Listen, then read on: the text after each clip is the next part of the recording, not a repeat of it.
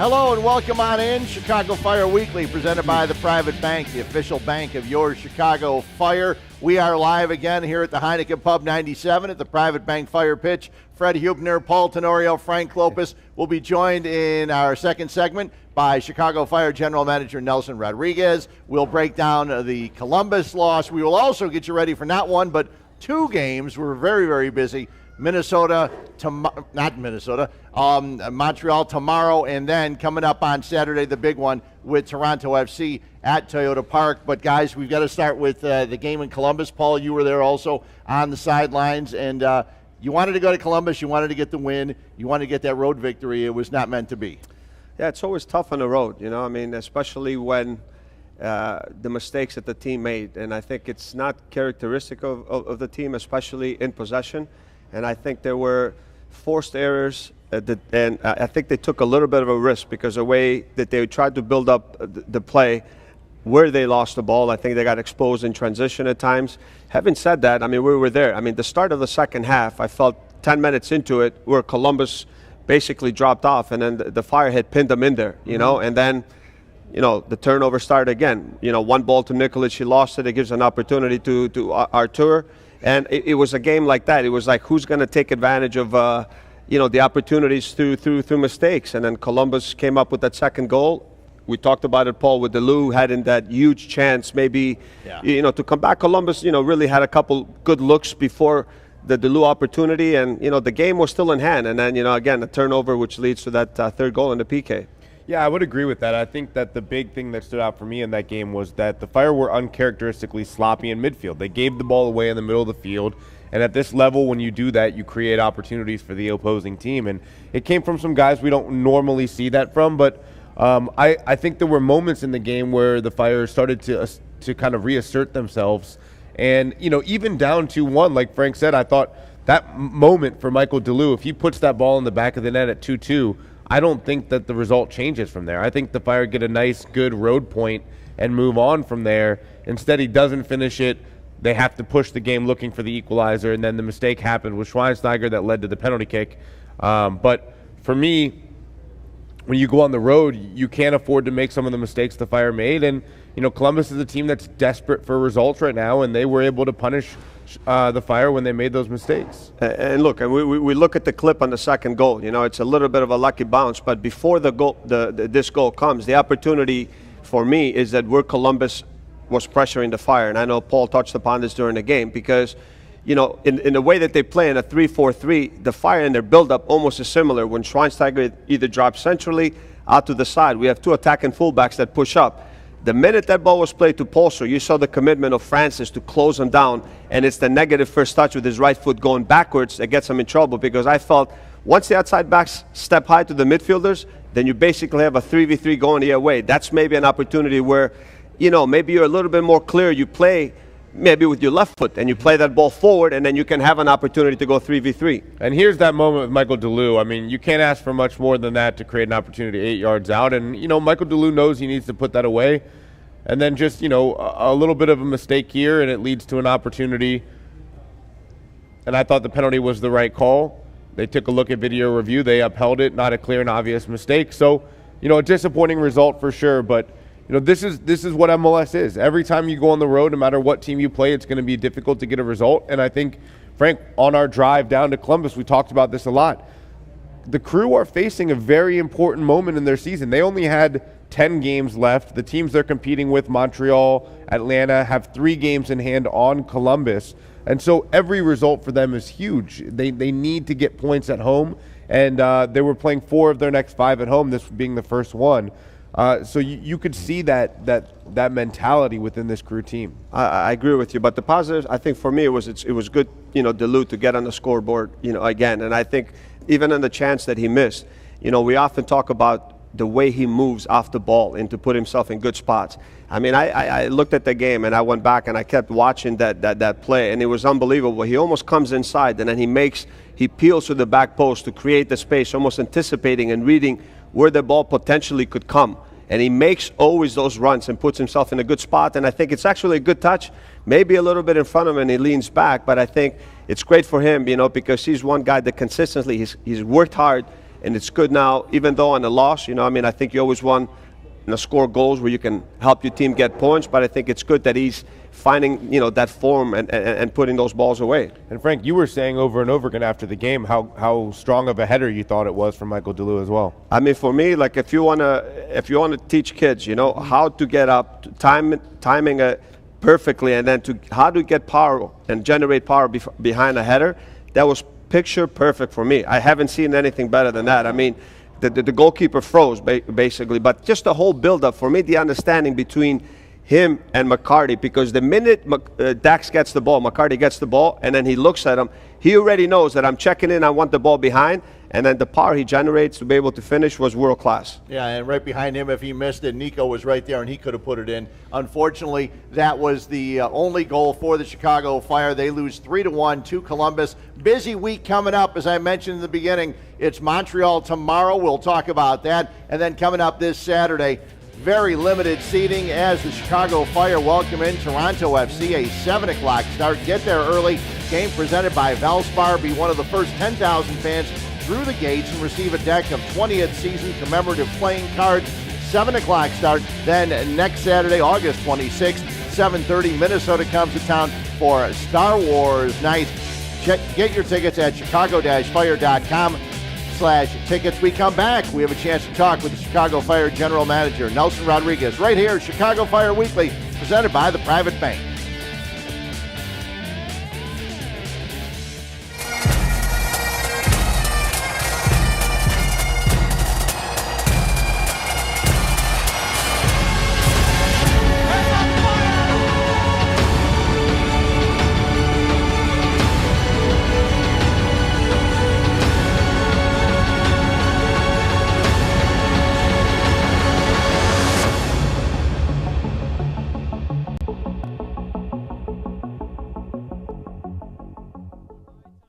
Heineken tastes perfect every single time, and that doesn't happen by accident.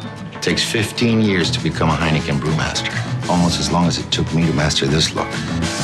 She came to meet a man. She found an angel. Barabashaka. What's his name now? Barabashaka. Still practicing. It takes 15 years to become a Heineken brewmaster. There's more beyond the star. The heat will wear you out real quick. And we've been through some hot ones. It's very physical. You gotta take care of your body and stay hydrated because every moment matters. That's why I drink Advocare Hydrate. I've got a job to do.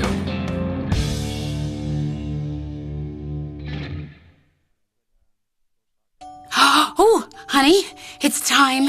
To go back to Lowe's? Yeah, this Valspar paint and primer in one really freed up the afternoon. Hey, how do you feel about tackling the kitchen? Ooh, not great. Okay, well, maybe we could finish up the basement then. I always wanted to get a pool table down there. I'm a bit of a shark. And your wife is very much a pregnant chameleon.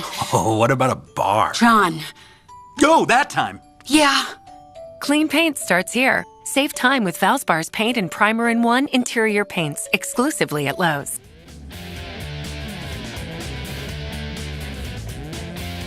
Welcome back in. Chicago Fire Weekly, presented by the Private Bank, the official bank of your Chicago Fire. Usual cast of characters, Frank Klopas, Paul Tenorio, me, Fred Hubner. But we are honored to have the Chicago Fire General Manager, Nelson Rodriguez, with us. Nelson, thanks for coming on in. Thanks, Fred. Thanks, everybody. Look forward to it. You know, obviously an exciting season so far, especially after the previous two seasons. Chicago Fire fans were looking for some excitement. They've gotten it. There was an 11-game unbeaten streak. Right now, losing 3 out of 4. How are your thoughts on the team, on the season, and everything? Well, unfortunately, some of what I thought would happen over the course of the year is happening right now, which is every team in this league is going to go through a stretch such as this one. We haven't been at our best. We haven't really regained the form that we had prior to the break. But we've also lost against some pretty good teams. You know, and in each of those games, and I don't want to take anything away, I think all of those opponents deserve to win those 3 matches, New York City, Sporting Kansas City, and Columbus. But in each of them, I thought we had moments. And progressively over the 3 losses, those moments became longer in stretches of time. what we were able to do early in the year was capitalize on those, and what's happening to us now is against the run of play a bit, we're giving up the goal. So, against Kansas City, towards the end of the first half, in my opinion, we kind of reclaimed the game, and they'd get the goal right at the stroke of halftime, and then the comeback falls short. The comeback at New York City fell short, and you guys have already described some of the sloppiness in Columbus. But no excuses. We have to get better, and we need to, because the teams behind us are intent on taking our spot away. Well, I was going to just ask, after Fred's point there, I mean, obviously, you often talk about a plan, but you go into the second year and you see the success that the team is having already. The one thing for me is it difficult to manage everyone's expectations a little bit right now, because everybody's saying, okay, can we go out and get this, make one more big move or this or that? How difficult is to do that? And then for me is that from first year to this year, I mean, not the obviously, what things have you seen from the team as far as like an identity standpoint, a style of play that you feel really good about?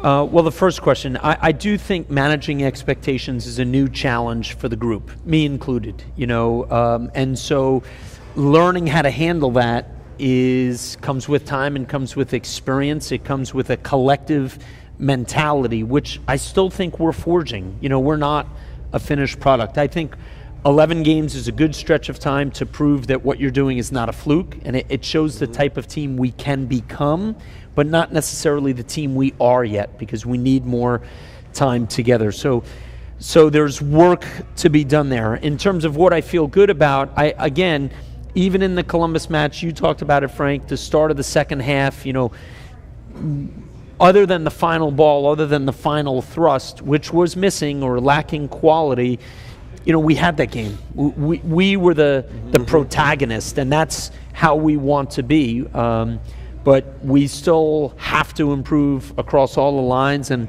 really on our mentality, especially on the road. Well, you did a roundtable with media earlier. I sat in on it, and one of the questions I thought was interesting in your answer was, somebody asked, do you feel like this team is too reliant on Nemanja Nikolic to score goals? Obviously 16 goals early in the season. Now he's gone through 5 straight without a goal, and it coincides with losses. Now, one of those non-losses, a win, was 4-1, and he didn't score. But it does seem like he is struggling to find the game as much as he was, or that the game is struggling to find him in areas where he is successful. What do you see about how he's adapted to MLS, and maybe how this team has learned and is continuing to learn to play with him? Yeah, well, I like the way you phrased it the second time. We haven't done a good enough job for Nico.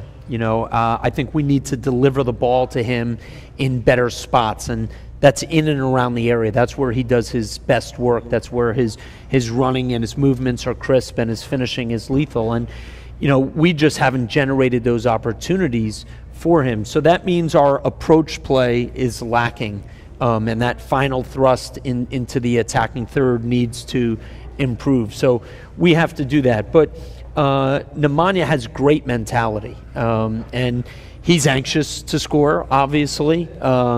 He uses goals like oxygen. We've spoken about that in the past, but I think it's a collective effort. It's not so much what he needs to do in this instance, other than remain patient and know that the team is working to create those opportunities for him, and then to bury that first chance he gets, and all will be right. Well, and other teams in the league aren't stupid. When they see him with 16 goals, all of a sudden there may be a little bit more focus on him, maybe freeing up some of your other guys. Well, yeah, look, Frank mentioned, and I agree with him, Michael Delue's not only scoring, he's getting on some more chances than he did early in the year. Louis Solignac has scored. We've gotten goals. David has had his best season to date. We need to improve set pieces. I think we're the only team in the league that hasn't scored on a set piece other than a penalty. That's not good enough. But Nemanja's goals will come when our approach play gets better again. No, I mean, my point is I agree with you, but I wanted just to ask to see if maybe he's going through a little bit of a fatigue phase, because it's not like he hasn't played. Like I think in Europe, the defenses that he's played against, they drop deep, they play in a very low block, they're difficult to break down tactically. So when I see him a little bit right now, I wonder that maybe, he had that break and maybe he hasn't found that form. He's a little bit heavy-legged from what I saw the last game. I don't know. That's what I see a little bit, I think that could apply across the board. These are, to borrow a baseball phrase, these are the dog days of summer, and they apply probably more prominently to our sport than even to baseball. And I think every team experiences that to some degree. So whether it's Nemanja or the whole group, but the bottom line is if we're sharper with the ball, we get back to reestablishing our full rhythm, especially closer to their net, some of this will vanish. We have much more to talk about with the Chicago Fire General Manager, Nelson Rodriguez. He'll stay with us for another segment. You're watching Chicago Fire Weekly, presented by the Private Bank.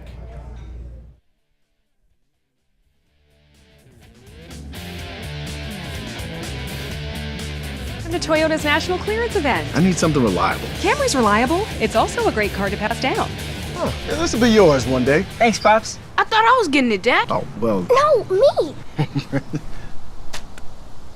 Looks like you got it all figured out. Yeah. Right now, lease a new 2017 Camry for $199 a month or get 0% APR for 72 months plus $1,000 bonus cash during Toyota's National Clearance Event. It's yours for now. Toyota, let's go places. Apt, Chicagoland's #1 shopping destination, has everything you need for the perfect home. We carry the largest selection of HD and Ultra HD televisions for the best picture. Create an incredible home audio experience with the finest brands and have Apt custom installers bring the entire experience to life. You just sit back and enjoy. For a better experience, professional installation, and of course, free delivery. Apt, pleasing people since 1936.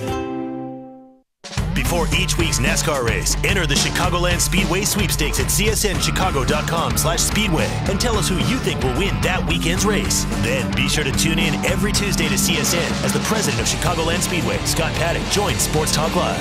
If he randomly selects your entry, you'll win tickets to the Monster Energy NASCAR Cup Series Tale of the Turtles 400 on September 17th in Joliet. Plus, you'll be entered to win the grand prize, a trip for two to the 2017 NASCAR Awards ceremony in Las Vegas. Hi, I'm Patrick Manley. I used to snap this with the Chicago Bears. But now, this is my passion. Join me as we cover all great things in this game with Golf 360 on CSN. Tomorrow, the men in red travel north of the border to continue their fight for the top spot in the league. Chicago Fire versus Montreal Impact. Game coverage begins at 6 with Fire pregame live right here on CSN.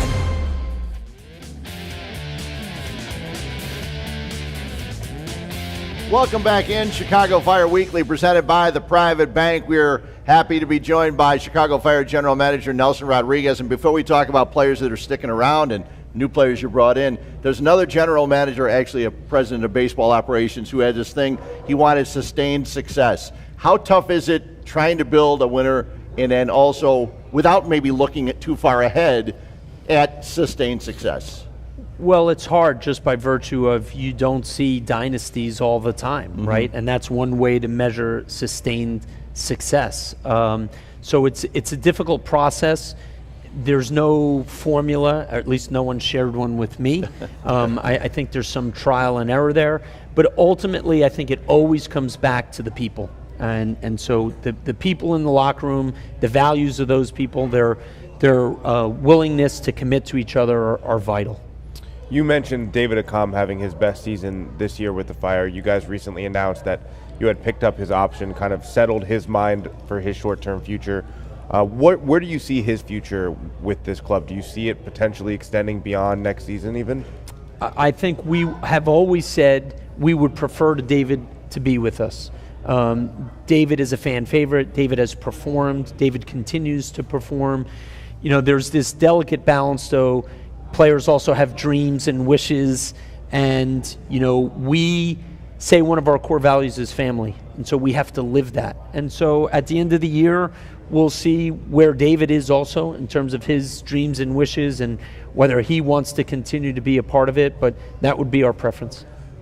Nelson, can you talk a little bit about the new additions? Obviously, Christian Dean, a profile that maybe when you look at the back line, I think he can provide some good options in the back, and with his age, obviously, also someone that you can build in the future. And obviously, Richard Sanchez, a goalkeeper that had some tremendous success here, tremendous success in international level, and to have an opportunity. Can you talk about how that all happened and you guys were able to bring him here? With Christian first, if I may. Then, yes. We had inquired about Christian throughout the year with Vancouver, and we think there's talent there, and we think Vancouver really invested a lot.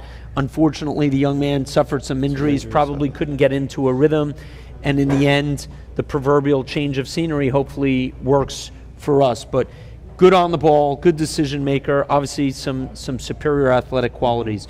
Richard Sanchez was a perfect fit for us. The timing of that was great. We were fortunate that our gamble and moving up in the allocation rankings paid off, but MLS experience, big game experience, world champion, an American citizen also, so we don't have to use an international slot on him.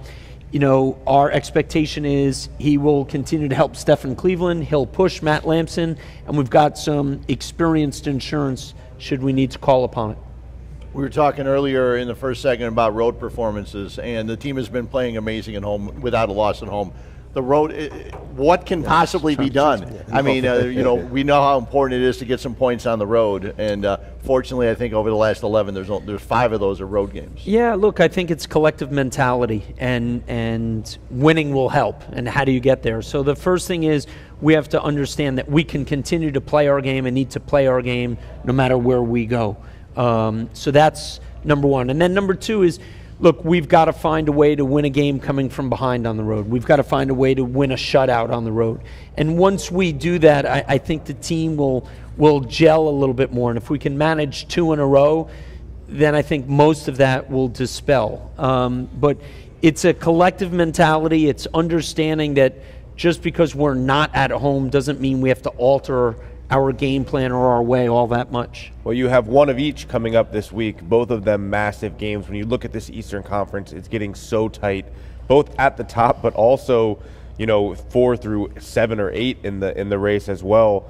Montreal on the road, Toronto at home. I know everyone's eyes kind of drift towards that home game, but a big game on Wednesday night. What do you think is the keys to having those round performances that you're talking about, both in Montreal, but then on short rest coming back to a top matchup? Well, it's just Montreal. It's just about Montreal for us. You know, we have to find a way to win that game. We've got to impose our will. They're a very dangerous side, much like you mentioned about Columbus earlier in the show. Although they have games in hand, they don't mean anything if you don't win them. This is one of their games in hand. They're at home. There's a pressure and a responsibility to perform and get results in Montreal. Frank knows that all too well. So we've got to approach that game with the mentality to get 3 points. Having said that, Saturday's going to sell out. It'll be our 4th in a row. It'll be our 5th on the season. You know, it's nice to know that we can come back to that environment. We need more wins to assure ourselves of the playoffs. Fans should be thinking about, hey, all of these games continue to sell out. You know, you might want to get on that bandwagon sooner before you're shut out. Should we make the playoffs? And I say that because it's mathematically possible, but we need to get the 3 points against Montreal, and then we'll worry about Saturday on Thursday. I was going to say, I was just looking at the ESPN projections from their statistical site. 98% chance for the Fire to make the playoffs. That's got to feel pretty good, though. Listen, I'm superstitious. I believe in Goochers and all that sort of stuff. You know, it's crazy. What was the U.S. chances of advancing out of the World Cup in the 90th minute? You know, back. So we need to put some more wins on the board. Nelson, thanks for joining us. Let's enjoy the week. Yeah, sure. Look, 2 wins and we'll be singing a different song again. Yeah, there's no doubt about it. Nelson Rodriguez, Chicago Fire General Manager, nice enough to join us. We come back, we'll take a look at the Chicago Fire as they get ready for the Montreal Impact. It's Chicago Fire Weekly, presented by the Private Bank.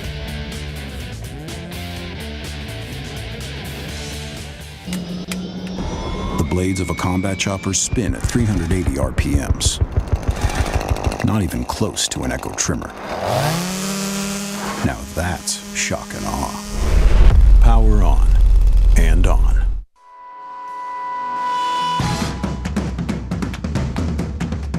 We don't give up. We don't quit. We keep going. Day in, day out. We fight on.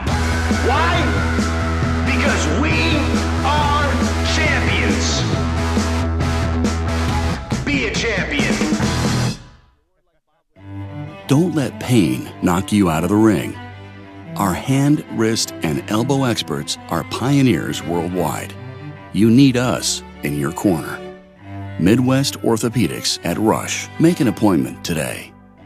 After our minimally invasive spine surgery, 80% of golfers maintained or improved their handicap. Be treated by the pros to play more like a pro. Midwest Orthopedics at Rush. Make an appointment today.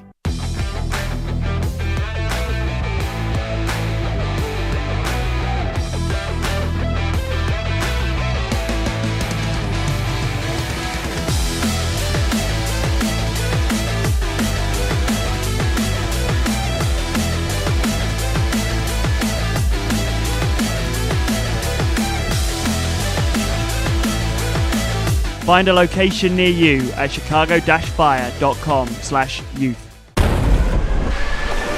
What's more powerful than the winds of a Cat 5 hurricane? An Echo backpack blower. So, yeah, it'll clear a path. Power on and on.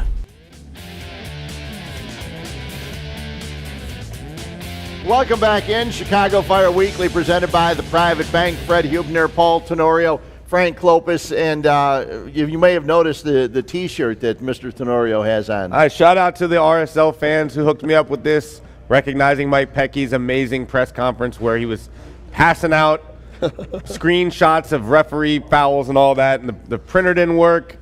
It had to be memorialized, and once I saw it was a T-shirt, I had to get one. Yeah. So I really wanted, I'm not going to lie, I wanted the Trey pass him out shirt, but I got this one. I can't complain, So No, definitely it's cannot a great complain. MLS. In 20 years, I'm going to be like, what the heck is that shirt about? I can't remember. You just call Frank 20 years from now. He'll remember. A big game coming up. Fire Field Vision powered by NovaCare. We take a look at the Chicago Fire as they get ready to take on the Montreal Impact. We discussed in one of the earlier segments, big game, especially after losing 3 out of 4, and a road game. It's a team where the Chicago Fire need to go on up there and come away with something, Frank. Yeah, and then I think that for them, I know they have games in hand against Columbus, but you still have to try to win these games. I remember where the team went there last year, and they had an unbelievable game. They were very compact, and then they hit this team in transition. And then the one thing is that they do have some quality players, but you have to make it difficult on them. If you give them time and space, like I saw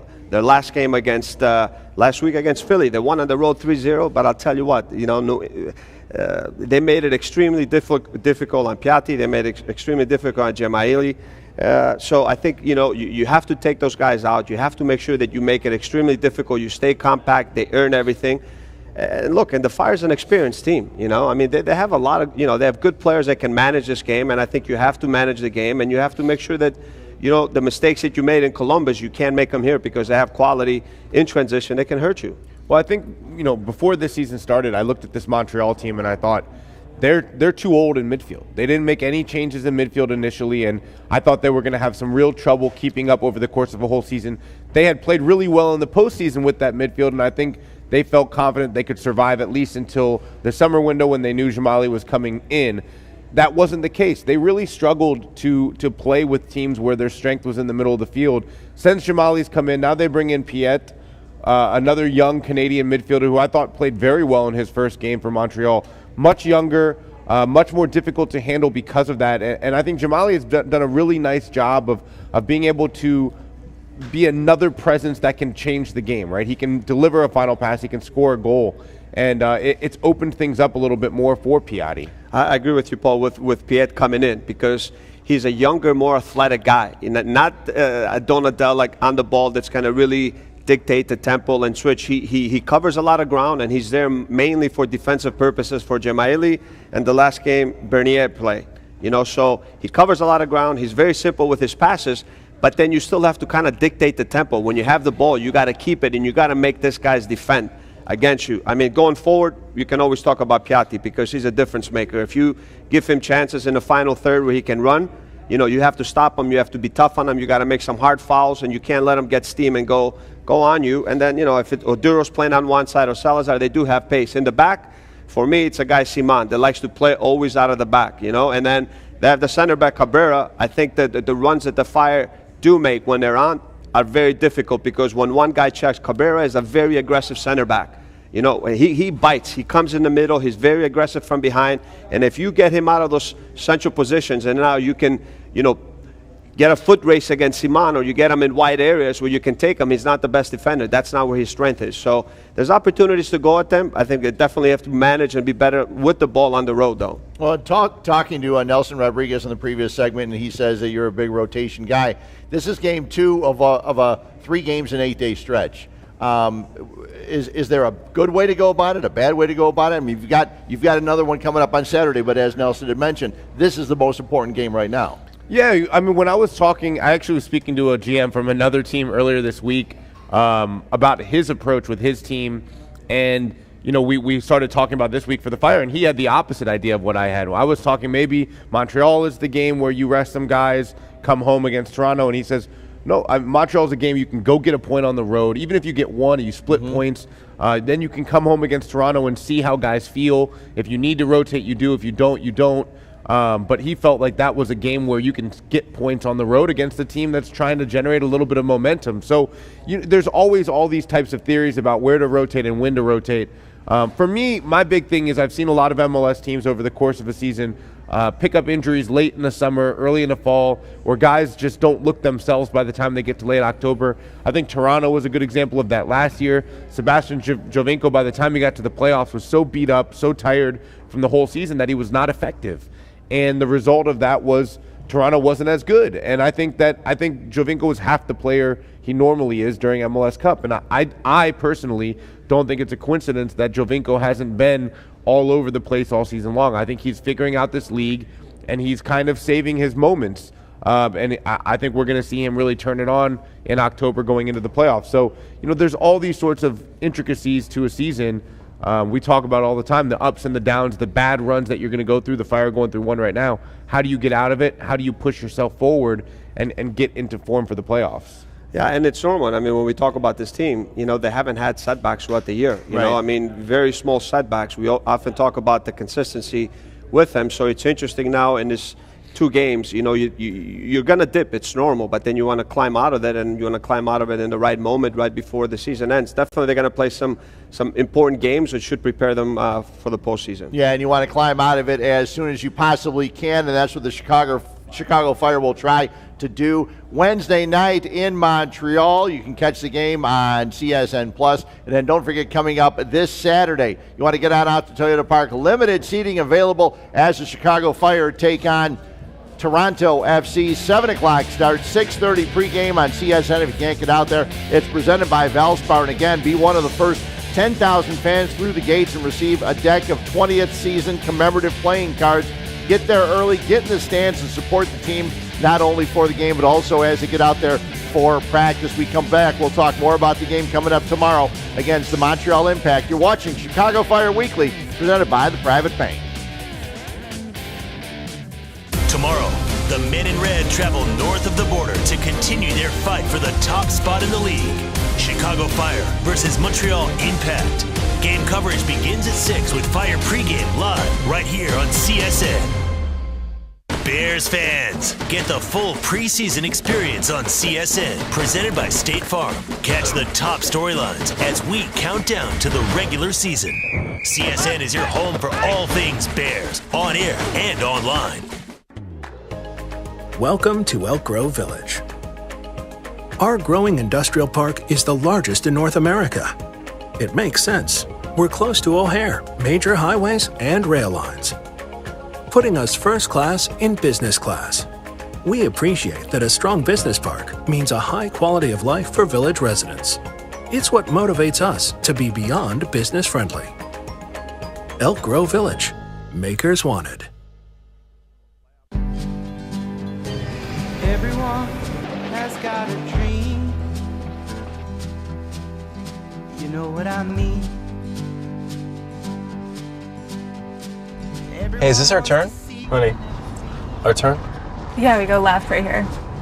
Great adventures are still out there. We'll find them in our Subaru Outback. Love, it's what makes a Subaru a Subaru. Get 0% APR financing for 63 months on all new 2017 Subaru Outback models, now through August 31st. $1 window siding and door installation, 102 Pine Street. Let's go, guys. It's Feldco to the rescue with $1 installation on all windows, siding, and doors with no money down and no interest until 2019. It's Feldco's biggest sale of the year. That's $1. $1 installation on all windows, siding, and doors. Hurry, $1 installation ends soon.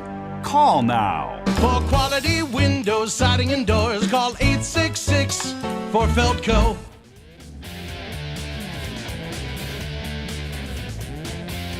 Chicago Fire Weekly presented by the Private Bank. Time for the Valspar Primer. It is the official paint of your Chicago Fire. And just one correction, the game on Wednesday night from Montreal is a 6 o'clock start on CSN, so make sure you catch it on CSN.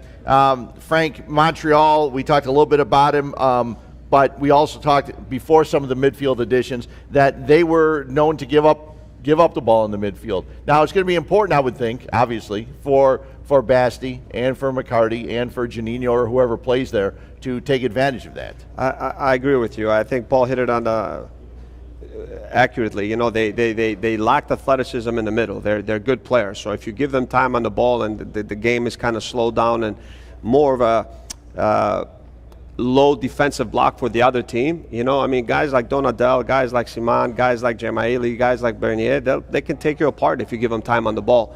But you have to speed up this game. You know, you got to make them now work without the ball. You got to be quick in transition. You got to close them down very quick. Because in the end of the day, there's quality there. You know, you look in the midfield, this guy, Jemaili, he's got 6 goals. If you give him time, he knows how to get forward. He knows how to find space. His timing is very good. And he's got an unbelievable shot from outside. We saw that in Philly. You have a guy like Piatti, for me, you know, Paul, for me, he's a difference maker. He's a quality player that can win a game on his own. So there's some quality pieces there that can hurt you. Well, Frank, I think, you know, we were talking before, because they're more athletic in midfield now, especially with Jemaili coming through on those late runs, the midfield has to be very good for the Fire in tracking that run coming through. You cannot fall asleep and keep your eye on Piatti and the forwards and not know that those runs are coming in behind at the top of the box. He's been, I think if you go back and look at his goals, probably 4 or 5 of them are coming from the top of the box on those cutback passes. So something you absolutely have to be aware of when you play Montreal. And I think also we've seen this Montreal team very capable in transition. So if you're the Fire, there are moments when you lose the ball. This game is all about transitions, right? That's how the modern game has grown. They have to be organized defensively, but I think there are opportunities for guys like David Accam to get in space against a back line that isn't always the most organized. And because they have players who are aggressive and they lose that organization on the back line, and it creates those holes. And those are the areas, the lanes where you want Nico making those runs when Accam gets isolated 1v1 and Cabrera step too soon, that you look for that early ball in. 100%, Paul. And I think this is where when we look at the last game, I think there were a lot of similar runs, or there were runs that weren't being made, because I just think the ability of the Fire now, when, you know, the ability to move the ball, and once everyone plays this 1-2 touch game, you get in a little bit of a rhythm, you know, and then when the runs are made, you know, the balls are coming, guys are willing to make those runs. And I think even the last game, I mean, we talked about opportunities with Accam. There was opportunities where he needs now to make those hard runs in the channels, into depth to receive the ball with his pace. We're not there. They got in some good spots out wide. The runs, we talked about it, Fred, making those near post runs, having some kind of movement, because it just pulls the back line. If you're static, it's easy for the back line. Well, I think also, you know, positional awareness and discipline. You know, if you're David Accam at certain points in the game, it dictates that you stay high and wide to open up those space. If you're Nemanja Nikolic and you're not finding the game, you have to fight that temptation to drop deep to get a touch on the ball. And every forward does it, because every forward wants to be more involved, but they need him as close to the goal as possible. And in these moments against a team like Montreal, if you start getting sucked out of those spaces, it opens up these moments for a team that's got good players, as we saw in Columbus, to create overloads. And Montreal, for me, if you leave your position and you allow Piatti suddenly to be in a little bit more space than he would, or allow an overlapping fullback to create an overload where a defender is now 2v1 and Piatti's on the ball, you're in trouble, man. I think 2 things for me, I think that stand out. I think you got to have patience, especially with the players that they have there. You know, if you're not involved in the play, be patient. They're not going to lose the ball. You have players with McCarty, Schweinsteiger, Juninho's out there that, you know, if you are a little bit wide, the ball is going to come to you, because there's quality here. You're more in control of the game. And I think Polster, if he's playing on that side and he's got a matchup against Piatti, I think the first thing is that you have to stop this guy. You can't let him turn and get ahead of steam and running after you. You know, you got to win the ball. You got to make a tactical foul, but you got to stop him. If he's turning at you and he's facing you, you're in trouble. Yeah, I got a feeling that both Polster and also Kaploff are going to be really busy with Piatti coming up on a Wednesday game. You can see on CSN, 6 o'clock start. Big game coming up on Saturday as Toronto FC comes to town. It'll be Michael Bradley and Josie Altidore, Javinko. And get on out there. Limited seating available right now. Go to chicago-fire.com/tickets. A 7 o'clock start. If you can't get there, the game will be on CSN presented by Valspar. And then coming up on Saturday, August 26th, it's Star Wars night. I can't wait to see how Frank Lopez dresses up. 7:30 start, a game you can see on CSN+. We'll get into that Toronto game when we come back. It's Chicago Fire Weekly presented by the Private Bank.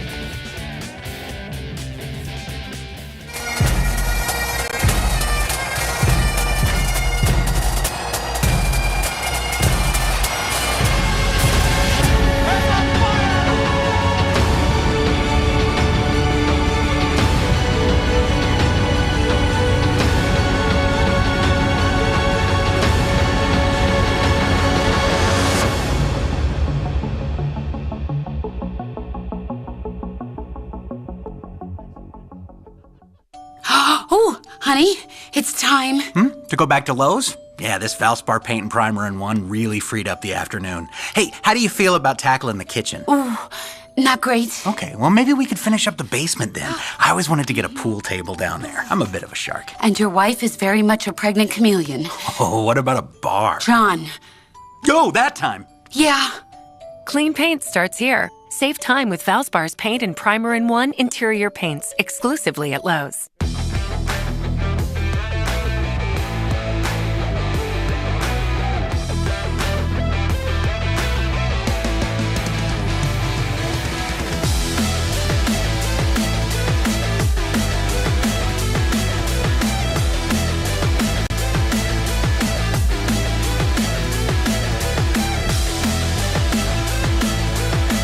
Find a location near you at chicago-fire.com/youth. NovaCare is the right choice for all athletes. As the exclusive provider of physical therapy to the Chicago Fire, we know the importance of keeping you active. Our sports medicine program, along with our movement assessments, aids us in finding your weak link and designing a program for you. We offer a full array of home care products so you can continue your care when you're not here.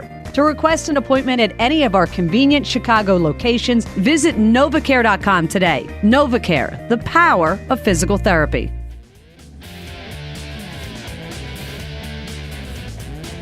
It's time for Fire Field Vision, powered by NovaCare. The Chicago Fire with the Wednesday game against Montreal. Then they are home against Toronto FC, the top team not only in the Eastern Conference, but in all of Major League Soccer. Fred Hubner, Paul Tenorio, and Frank Lopez as we start discussing TFC. And not only Toronto coming to town, and obviously a big game.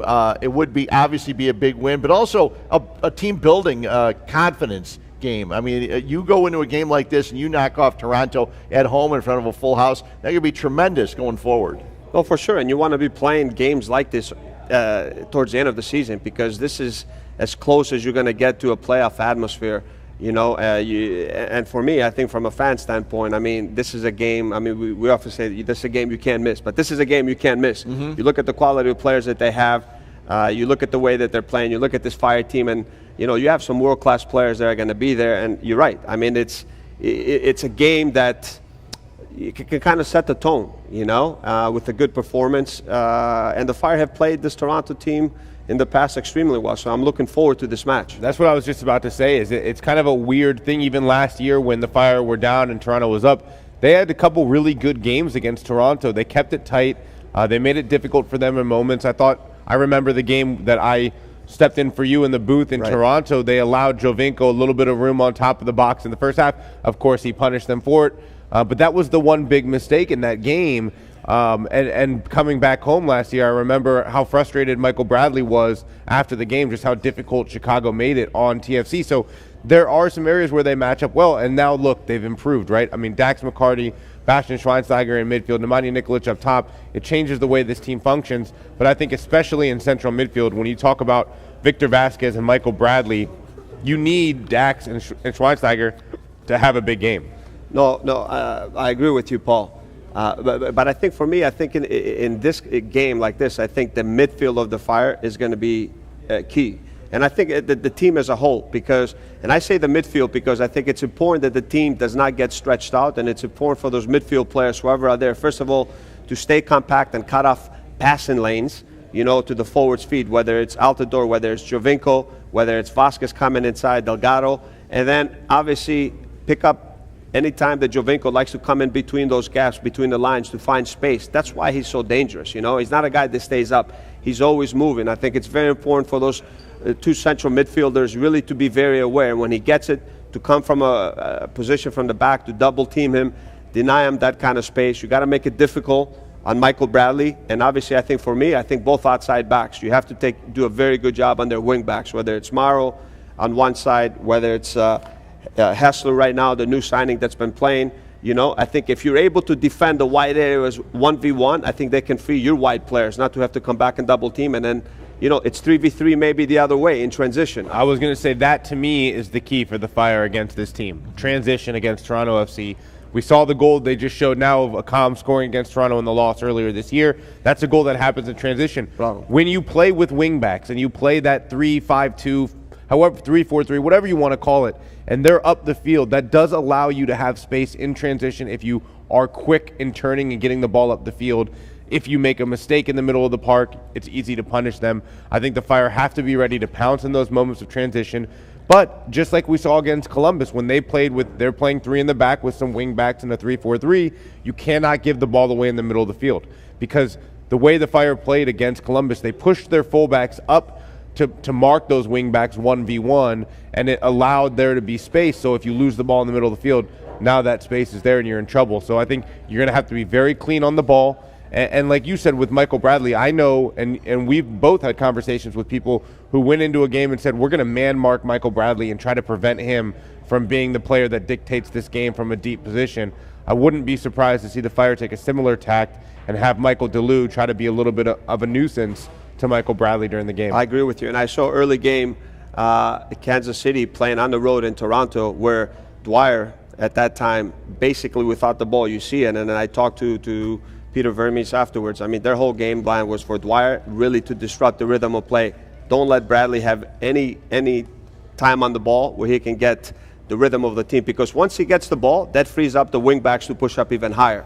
And then maybe sometimes it's okay where he receives it, they're high up the field and you can go. But they did a very good job taking him out of the play, because even though their wing backs are good, their strength is still centrally with Vasquez, Delgado, when they're able to combine, when they're able to find Giovinco in areas in between those lines. And then obviously you have a guy like Altidore, very athletic and pace to get behind. Well, and with the midfield the Chicago Fire has with McCarty and also with Bastian Schweinsteiger, we talked earlier, throughout the year we talked about possession. Possession's one thing, possession with some idea of where you're going to go. We saw McCarty with a great pass from the first goal to DeLue, okay? And we've seen that. I think that's one of the few things we've seen. We've missed some of that over the last several weeks. We saw it there. We need to see a lot more of it this week. You know what? The start of the second half in Columbus for 10 minutes, they had Columbus pinned in, because they had control of the game. They had the ball. It's just that at moments then when it was on, their speed of play to be quicker, and then when the deliveries were coming in, I just felt that the runs that were made before weren't made at this time. Mm-hmm. There was a lot of standing around, and it was easier for Columbus to be first at the ball and clear a lot of the danger away. I think there's a little bit of confusion sometimes with this team on how they want to score goals, and they're going to have to sort that going forward.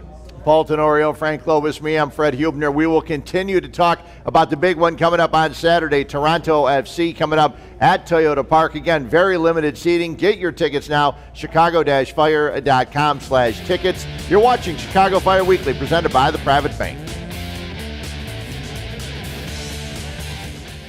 Go inside the lives of Chicago's biggest sports stars, only on Inside Look, presented by Cadillac. Your questions answered. They got this big because basketball got this big. Idols revisited. They bring the atmosphere and the energy that you need throughout the grind of the season. And the stories behind the headlines revealed. I've realized so many reasons why I'm back home. Catch a new interview every month with Inside Look on CSN. Visit csnchicago.com for listings. When my hair gets too long, I lose my edge. But when my cut's right, I'm right. I'm back to being me. My dimples activate. My cleft chin becomes cleftier. I get a twinkle on my tooth, and I speak fluent French. Garbage, chaise lounge, mayonnaise. Au revoir! Get in, get out, back to greatness. Download the online check-in app. Great clips. It's gonna be great. What's so different about shopping at Meijer? Well, there's 80 years of family commitment to better, fresher foods. An amazing selection of products and brands. Knowing that shopping for your family costs less at Meijer. And a whole different kind of experience that generations of shoppers will swear begins the moment you step inside the door. Come see for yourself.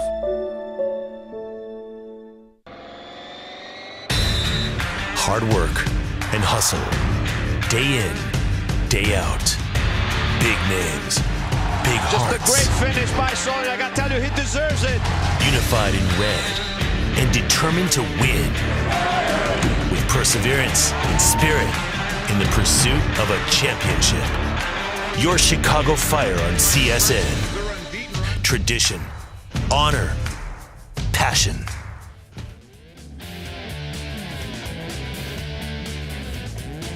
Welcome back in. Chicago Fire Weekly presented by the Private Bank, the Valspar Primer, the official paint of your Chicago Fire. We're laughing just a little bit. Don't forget, big game coming up Saturday against Toronto FC. We'll get to that in just a second. But then you also have Star Wars Night coming up on the 26th. Get your tickets now at chicago-fire.com/tickets. That's the 26th against Minnesota. And we're already trying to get the suit for Dan Kelly, right? What is he going to be, Dan Kelly? I don't know. Huh? Jabba the Hutt. Jabba the Hutt. Is he going to have that on the show with me? Should I bring it out tomorrow? We're getting Frank Klopas the Princess Leia hair. There you go. There you go. Just there. I hope the hair is dark. You know, then I'll put because it'll be perfect. If Dan's Jabba the Hutt, then we'll put the chain on Frank too, just like the scene. Come on, you're killing me. There you go. So that's coming up on the 26th when the Chicago Fire take on Minnesota. But the big game coming up on Saturday. Best team in the league right now. Deep, you watch these guys play, and it doesn't have to be Javinko scoring, or it doesn't have to be Altidore scoring. I don't think either of them scored this past weekend. I mean, you know, they have other guys. Morrow, all of a sudden, coming from the wing, and he scores 2 goals. He gets named Player of the Week. They've got so much attacking power. It's tough to deal with. But the guy that's impressed me, besides, Morrow's had a great season, but the midfielder, Vasquez, that's played, he's been really unbelievable. And I remember during the All-Star game here, talking to Michael Bradley about him, he just said to me, Frank, he's just so clean on the ball. He sees things, you know, like a lot of players we often talk about, see the next play, play. This guy sees the whole field, all 22 players, and you can just see, I mean, that understanding he has. When he gets the ball, his ability to see and execute the play within, 2 touches. It's so quick, and he's extremely dangerous. And now, I mean, he's got 10 assists.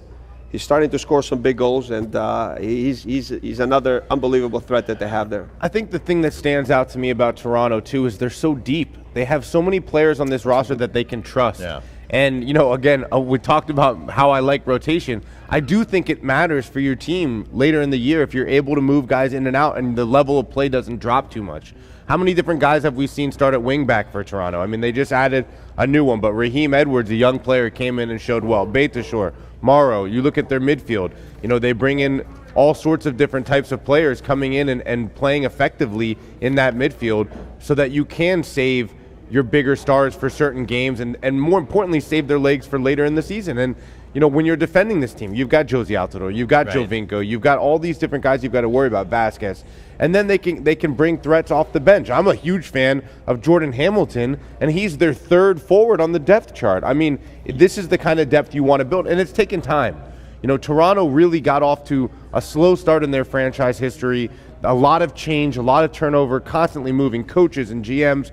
Finally, they settled in. They hired Greg Vanney, they hired Tim Bezbatchenko, and they said, let's build this. And they've given it 3, 4, 5 years, and this is what the result is when you have a little bit of patience and allow something to build. And also, of course, make some right choices.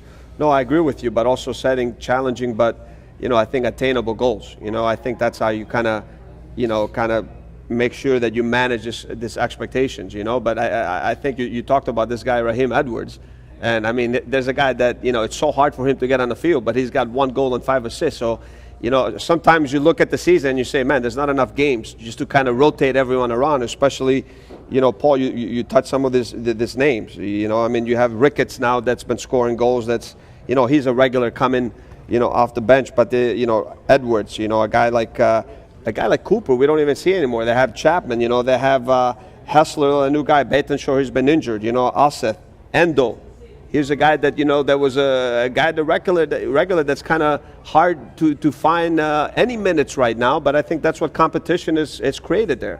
Absolutely. I should ask the guy that plays the right back right out here, but you have a guy like Giovinco who will put the ball on from anywhere. He's not just a guy that's going to look inside. Then you have Josie Altidore, who's like a power forward in basketball. He's going to try and get position. How difficult is it for the center backs? How's it going to be for Keppelhoff and Myra playing these two guys?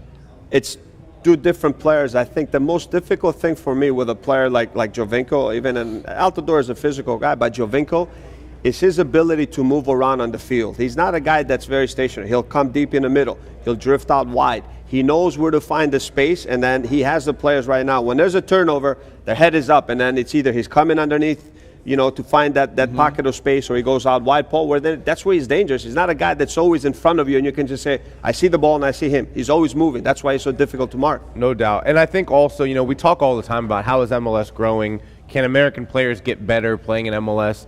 When you bring players like Giovinco into the league, he makes players better. And even a player like Josie Altidore, who's played in the EPL, he's played all over, he's played in Spain, he's become a better player playing with Giovinco. His passing from 2 years ago to now is night and day. And we've seen it with the national team and we see it with TFC.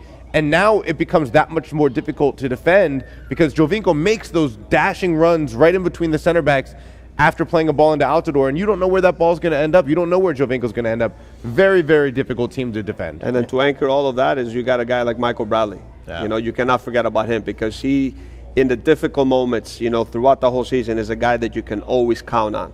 Yeah, I'm sure Matt Lampson has seen the Michael Bradley shot from just over the midfield. So I'm sure you'll watch it. You never know where it's going to come on goal. Regardless, though, if you're a soccer fan, you got to make sure you get your tickets. We talked about it. I think tickets are running out because I think this is a must-see kind of game. Yeah, not only that, but they have 6 home games remaining, counting that game. So get your tickets now at chicago-fire.com. As the Chicago Fire have the big one coming up against Toronto this coming Saturday night. We won't forget about the game Wednesday against Montreal. If they can come up with a road point or 3 and then build for that game on Saturday against TFC, that'd be fun. You can catch both games. CSN on Wednesday, CSN Plus on Saturday.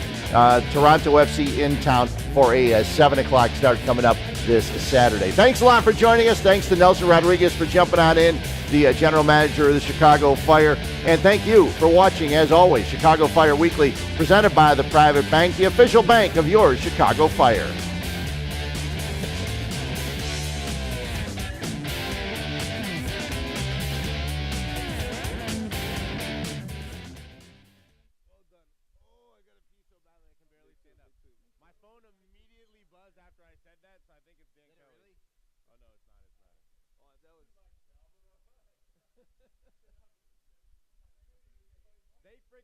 They put the pressure on me. Yeah. They set me up for it, and I couldn't.